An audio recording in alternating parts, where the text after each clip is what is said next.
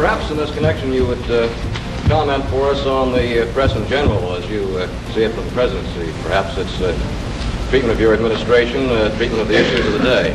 I'm reading more and enjoying it less, and I don't plan to issue any general statement of the press. I think that they are doing their task as a critical branch, fourth estate, and I'm attempting to do mine, and going to live together for a period and then go our separate ways.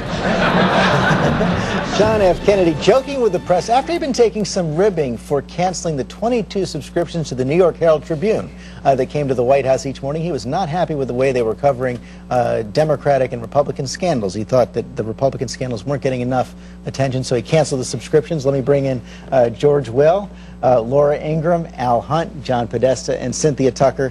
Now, the president did cancel the subscriptions, George, but then he kind of blew it off. Is it time now, as President Obama faces down Fox News, for a JFK moment? I think so. Look, no president in the history of this republic has less reason to complain about his treatment in the press than Barack Obama. Liberals have academia, they have the mainstream media, they have Hollywood.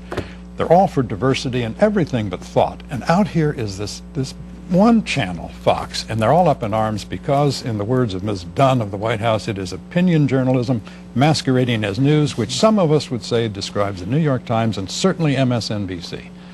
Well, we've had a proud history of partisan journalism in America for a couple of hundred years, but I think Fox takes it a little bit to a different level. I think Bill Shine, the vice president for news at Fox, came out and said, "We are the opposition." That, I think, can you imagine David Wesson going out and saying something like that, or anybody really in the mainstream news organization? They're organizing, and I think it seems to me they were overcome with that feeling of joy you get from telling the truth once in a while, and probably they may actually even regret going as far as they have. Can I speak as the Fox representative on this show? By the way, you're all going to be banned from any future White House events for having me at this table.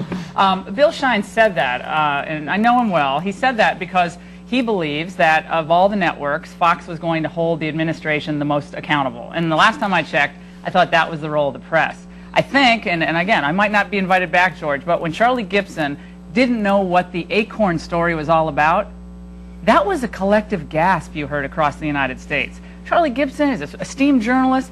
How do you not know about a story about a group where President Obama cut his political teeth that had been exposed to the extent that Democrats and Republicans on Capitol Hill were ready to pull the rug out from under them in their funding? That's the kind of story that the White House doesn't want to have reported and repeated on other networks. That's why they don't like Fox News. Well, Charlie's had an amazing career. Let's set aside that moment. I do think one of the things the White House is trying to get at is something you're talking about, though, Alan. It seems like they're trying to actually influence the ref a little bit here. One of the reasons they're going after Fox News is because they don't want people to be, or the other news organizations, to automatically assume because something is being pushed on Fox that it is automatically a legitimate news story, and they want everyone to think twice. They are going after the ref, but that's what all politicians do. I mean, I must say I'm amused that Karl Rove is shocked, just shocked, that they would go after the press. I mean, that's a scene out of Casablanca, really.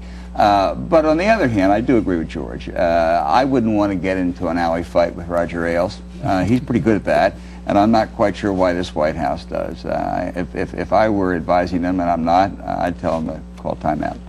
Well, I have to agree with Al on that. The scandal for the Obama administration is not that they're trying to manipulate the news media, but that they seem to be so clumsy at it. Every administration tries to manipulate the news media. They've gotten pretty good press, though. Oh, they've gotten pretty good press. Clearly, they are annoyed with Fox, particularly, as Laura said, over some stories that have gone into the broader media. But the Bush administration, for heaven's sakes, gave taxpayer money to conservative columnists like Maggie Gallagher to highlight, to speak favorably of Bush administration proposals. So if you want to manipulate the news media, that's the way to do it. The point here is that it looks desperate, it looks defensive, and it's a no-win situation for the administration. I can tell you who's smiling: Roger, Bill Shine, and all the rest of us who work for Fox. As our ratings are going up, as this bunker mentality is set in at the White House, I think they must think it's good for them, though. I don't know why they would do it if they didn't think it helped them with the left in the United States who are frustrated about Afghanistan. I think that's probably part of it. I think it probably does make the liberals feel a little bit better. At least that one fight is being taken on. But George, my guess is that before the end of the year, the White House will try to find a way, maybe not to sign a peace treaty with Fox News, but I think you would probably imagine you'll see President Obama back on Bill O'Reilly. I think the other thing they're trying to do is to draw a line between the opinion side of Fox News and the news side. And actually, in some ways, they have less trouble with the pure opinion because they say we can take that on its own terms and not treat them as news. Sure, but they also have to break the habit of trying to silence people who are not in journalism. The Chamber of Commerce, they are trying to delegitimize. The Humana, the health provider that sent a message to its clients that the White House didn't like, and the White House then denounced it. The Chrysler bondholders were told to comply with this fake and fraudulent bankruptcy that they put Chrysler through, or else. It wasn't clear what else, but the threat was clear. There's a kind of bullying aspect to this that is just unseemly. Well, look, I think you take the example of the Chamber. The Chamber has opposed the administration on energy, on healthcare, etc. They're going to push back. I don't see that. I don't see how whatever the White House has done is trying to silence the Chamber. They're in a fight with them about the policy direction of the country. I noticed was just announced that Rahm Emanuel is going to go speak to the Chamber. I'm sure he's going to give them a piece of his mind when he goes and does it. But that's the normal give and take in Washington, and I don't think that the administration's been excessive in any way about I think a lot of people say if the administration had the same view of the way they treat other threats to the United States, whether economic threats or real threats, Islamic jihadists, and don't probably put Fox in that same category, then it would be okay. I mean, they're so impassioned about Fox. Meanwhile, it's kind of like very even rhetoric about other threats. Softer on Islamic jihadists. Well, I just think honestly, the passion when you send out Emanuel and Axelrod and the president comments on it.